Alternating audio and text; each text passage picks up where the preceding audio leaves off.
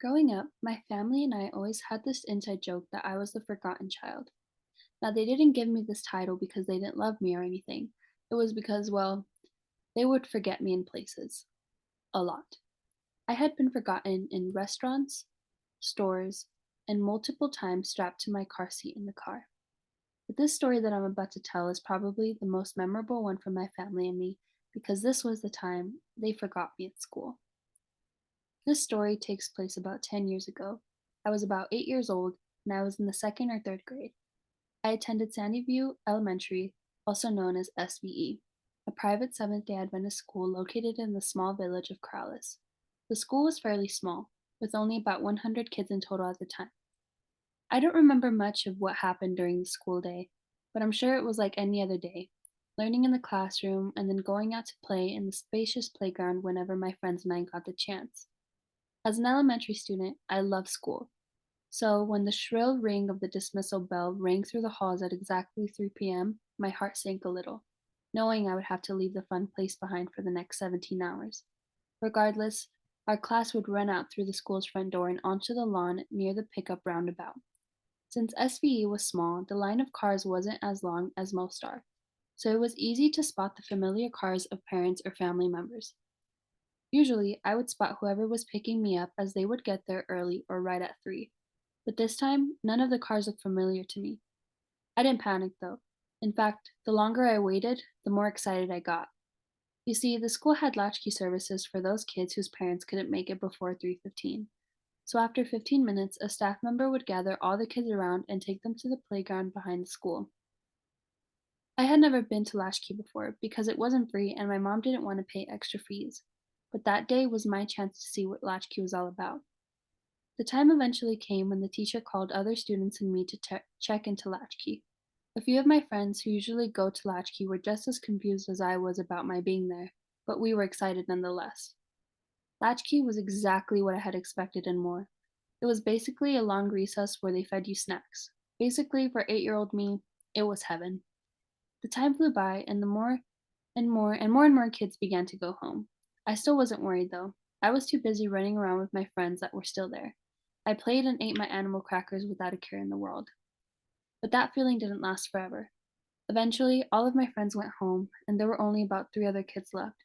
It was about 5:30, and the sun was beginning to set. The teacher in charge decided to take the other 3 students left and I into the computer lab inside. By this time, I was starting to feel anxious. I mean, I loved Latchkey, but to be there for more than 2 hours? My mind began to fill with scenarios on why my mom could be this late. Maybe there was an accident or really bad traffic, or maybe she was still stuck at work and couldn't find anyone to get me on time. However, those anxious thoughts out of my mind just as fast as they came in the second I got to log in into the computer and go on to cool math games. Now the only thing that I was worried about was how to beat the levels on Fireboy and Water Girl. I was deep into another game at this point when I noticed the teacher sit next to me.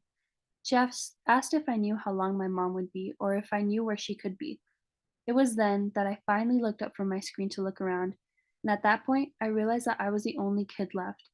I looked down at the clock on the right corner of the computer screen and it read 6:30.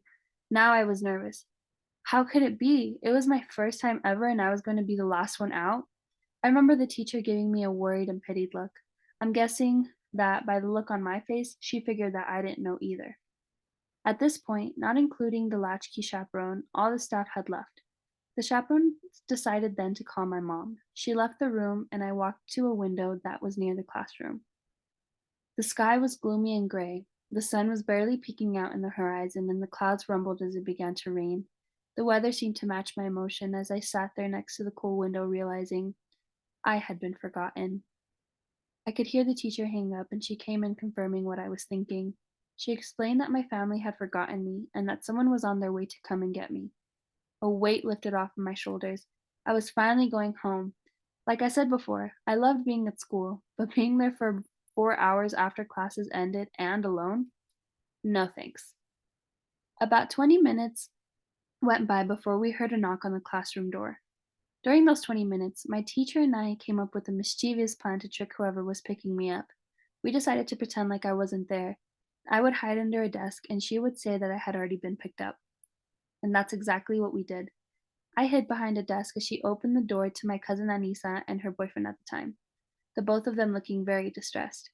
Anissa apologized for being late and for making my teacher stay for so long after school, but the teacher, just like we planned, stopped her and explained that I had already been picked up. The color basically drained from my cousin's face, and I could see her begin to cry. My teacher immediately told her the truth and called me to come out. We all laughed as my cousin practically ran to hug me and gave me the biggest hug ever.